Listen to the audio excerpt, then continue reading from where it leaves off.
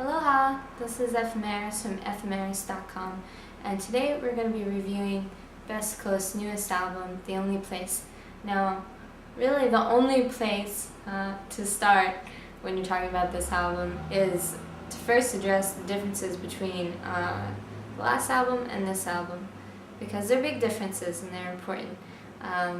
So Crazy For You, first album, came out in 2010, which was actually the first year I started professionally music writing. And when I first heard it, there's a lot of really good music coming out then, and it just didn't stand out that much to me. There are a couple songs that I really liked, such as Summer Moon, the other one that I can't call to mind at the moment. But a lot of the songs just sounded kind of similar to each other. They were good, they definitely weren't something that I would dislike, but I didn't necessarily love them either, if you know what I mean. So every song seemed to be the same, kind of had the same theme to it.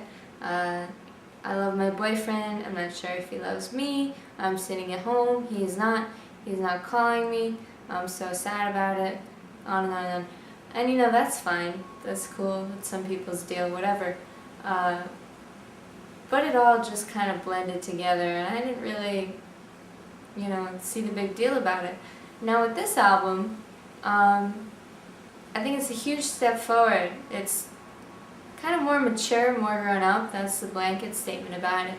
But you go in deeper, and there's all these sorts of other things that just contribute to it being like such a better album. I mean, even if you take my earlier complaint about every song being kind of on the same theme before, you have two different songs, one being The Only Place, the title track, and another, Let's Go Home, which are both about, how California is arguably the best place, Even that, it's kind of like a shallow difference, but it's a big difference, There's two songs right there that just go off on a different subject matter, and that's cool to see. The real standouts on this album, Last Year, that one's my favorite song. The opening chords in it actually remind me a little bit of Waves. I don't know if anyone else feels that way, but I actually think that's kind of why I dig this song so much. But it's really, really good. And No One Like You is another one that I'm kind of crazy about. It has kind of a wistful tone to it, I guess you'd say. But it sounds like something that, I'd imagine hearing at like a late 50s, early 60s high school dance or something. So definitely check that one out. Another one, Do Still Like Me Like You Used To. That almost has like a western kind of twang to it. Maybe not western, but country music almost. Kind of a sweet song with really nice voice in it too that, is different because it's not that one tone kind of deal in this song. Like, her voice really, really stands out. Another one is Dreaming My Life Away, which was actually already released a couple years ago. I think it's part of a B-side to a single that they released. And that one's just a really beautiful song. I really like the lyrics to it too. You should check them out if you can.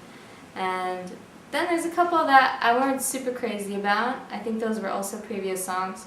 How They Want Me to Be and Up All Night.